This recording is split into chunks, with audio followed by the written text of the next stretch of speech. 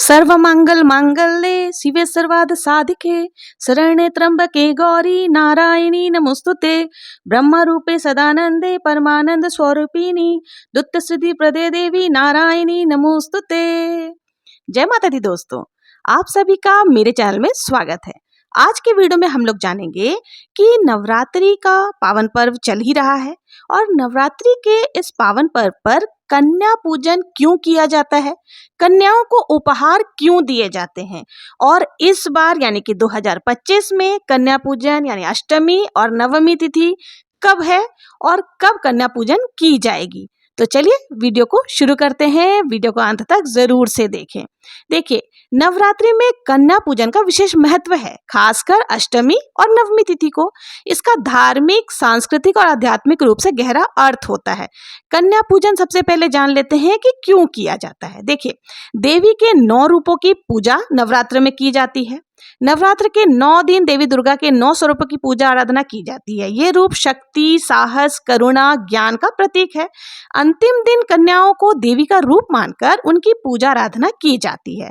कन्या पूजन के माध्यम से यह संदेश दिया जाता है कि नारी शक्ति का आदर करना चाहिए, क्योंकि वही सृजन की आधार है। धार्मिक ग्रंथों के अनुसार भगवान शिव, विष्णु और ब्रह्मा जी ने असुरों का नाश करने के लिए देवी दुर्गा को प्रकट किया था। देवी ने कहा, जब जब मेरी पूजा कन्याओं के रूप में की जाएगी, तब तब मैं प्रसन्न होकर भक्तों को वरदान दूंगी। छोटी कन्याएं मासूमियत और पवित्रता का प्रतीक होती हैं। उन्हें पूजने का अर्थ है शुद्धता और शक्ति को नमन करना। इसलिए कन्याओं का पूजन नवरात्र में किया जाता है। और देखिए, नवरात्र में कन्याओं को उपहार क्यों दिए जाते हैं? आदर और श्रद्धा का भाव प्रकट करने के लिए उपहार देकर हम उनके प्रति आभार और श्रद्धा व्यक्त करते हैं। इससे समाज में समानता और सद्भावना का वातावरण बनता है। सभी वर्गों की कन्याओं को समान रूप से सम्मान दिया जाता है। यह एक सदियों पुरानी परंपरा है जो समय के साथ एक सांस्कृतिक उत्सव बन गया है।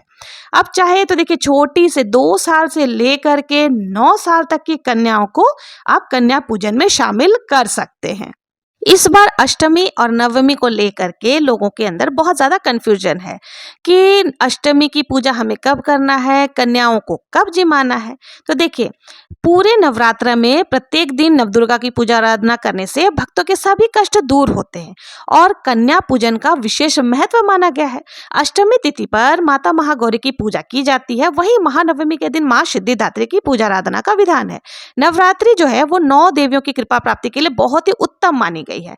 नवरात्रि का अष्टमी और नवमी तिथि को सबसे ज्यादा महत्वपूर्ण माना जाता है। कुछ लोग अष्टमी के दिन कन्या पूजन करते हैं, तो वहीं कई लोग जो है नवमी के दिन कन्या पूजन करते हैं। इस दौरान कन्याओं को कुछ ना कुछ उपहार भी अवश्य ही दिया जाता है।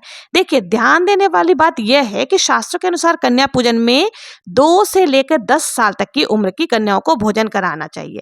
इससे सारे दोष आदि खत्म होते हैं। कन्याओं को भोजन कराने से पहले नैवेद्य माता रानी को जरूर से आपको लगाना चाहिए। साथ ही देखिए, जो आप कन्याओं को उपहार देने के लिए लाए हैं, उनको भी आपको माता रानी के सामने जरूर से रखना चाहिए। उसके बाद ही हमें कन्याओं का मुंह मीठा करवाने के बाद जो भी उपहार आप उनके लिए लाए हैं वो उनको देना चाहिए। अब आइए जान लेते हैं कि कन्याओं को कौन सा उपहार हमें देना चाहिए। देखिए, आजकल मार्केट में बहुत सारे ऑप्शंस है, बहुत सारी चीजें अवेलेबल है छोटे छोटे कन्याओं के लिए। तो देखिए, उनकी जरूरत की चीजें अगर आप उनको देते हैं, जैसे पढ़ने लिखने वाले बच्चे होते हैं तो उनको आप कॉपी, किताब आदि दे सकते हैं। मतलब जो लिखने वाली पुस्तकें होते हैं वो आप दे सकते हैं। और अगर बहुत ही ज्यादा छोटे छोटे बच्चे हैं तो उनको इस तरह के, जैसे मैं यहाँ पर्स आदि दिखा रही हूँ, ये दे सकते हैं। कोई गेम आदि आप दे सकते हैं, जैसे बॉल हो गया, ये सब दे सकते हैं। और इस तरह के जो पर्स होते हैं ना, ये कन्याएं बहुत ज्यादा पसंद करती है। पर्स हो गए, हेयर बैंड्स आदि हो गए, क्लिप्स आदि हो गए, इनसे बहुत ज्यादा प्रसन्न रहती है। इसके साथ ही देखिए, पानी की जो बोतलें होती हैं, चूंकि गर्मी आने वाली है, अगर आप पानी की बोतलें देते हैं तो वो कन्याओं के साथ साथ उनके घर में भी प्रयोग होता है। मतलब ये यूजलेस चीज नहीं है, बहुत ही काम आने वाली चीजें हैं। और कॉपी, किताब आदि जो होते हैं वो तो कभी भी बेकार नहीं जाते, चाहे बच्चा पढ़ने वाला हो या नहीं पढ़ने वाला हो, फिर भी उसको अगर आप पेन और कॉपी दे देते हैं ना, तो वो उस पर जरूर से कुछ ना कुछ आकृति जरूर से बनाता है। तो ये सारी चीजें जो है है आप उनको दे सकते। एक बात का आपको विशेष ध्यान रखना है कि जो भी उपहार हम कन्याओं को देंगे उसको कभी भी खाली नहीं दिया जाता है, उसमें कम से कम ऋतुफल और दक्षिणा हमें जरूर से डालना चाहिए, तभी हमारा जो उपहार है ना वो पूर्ण मानी जाती है।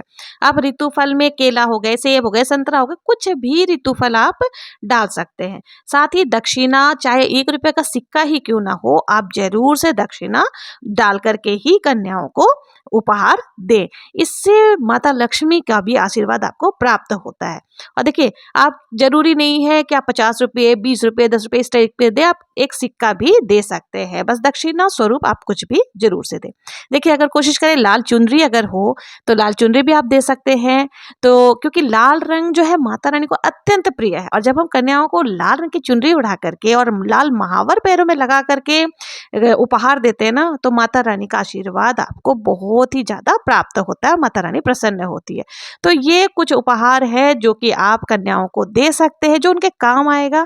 और आगे देखिए, किताब, कॉपी और बोतलें आदि जो भी है, ये सब आप अपने हिसाब से कुछ भी दान स्वरूप या भेंट स्वरूप कन्याओं को दे सकते हैं। अब आइए जान लेते हैं कि कितने वर्ष की कन्या के पूजन से कौन से फल की प्राप्ति हमें होती है। देखिए, भविष्य पुराण के अनुसार 2 साल की कन्या जो होती है उसे कौमारी कहा जाता है। उनकी पूजा से दुख दरिद्रता खत्म होती है। 3 साल की जो कन्या होती है उसे त्रिमूर्ति कहा जाता है। त्रिमूर्ति के पूजन से धन्य धान्य का आगमन होता है, परिवार का कल्याण होता है। 4 साल की कन्या जो होती है वो कल्याणी मानी जाती है। इनकी पूजा से सुख समृद्धि मिलती है। 5 साल की कन्या जो होती है वो रोहिणी मानी गई है। इनकी पूजा करने से रोग से हमें मुक्ति मिलती है। और 6 साल की जो कन्या होती है वो कालिका देवी का प्रतीक होती है। उनकी पूजा से विद्या और राजयोग की प्राप्ति होती है।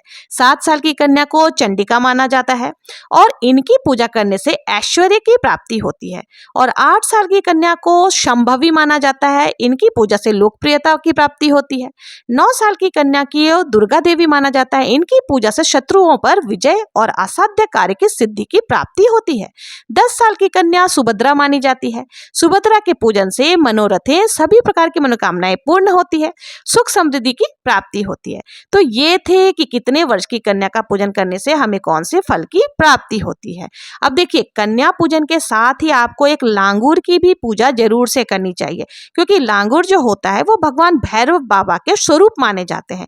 तो इसलिए कन्याओं के साथ आपको एक छोटे से बालक को भी भोजन करा के उनको भी उपहार स्वरूप कुछ ना कुछ भेंट जरूर से देना चाहिए, तभी आपकी जो पूजा है वो पूर्ण मानी जाएगी।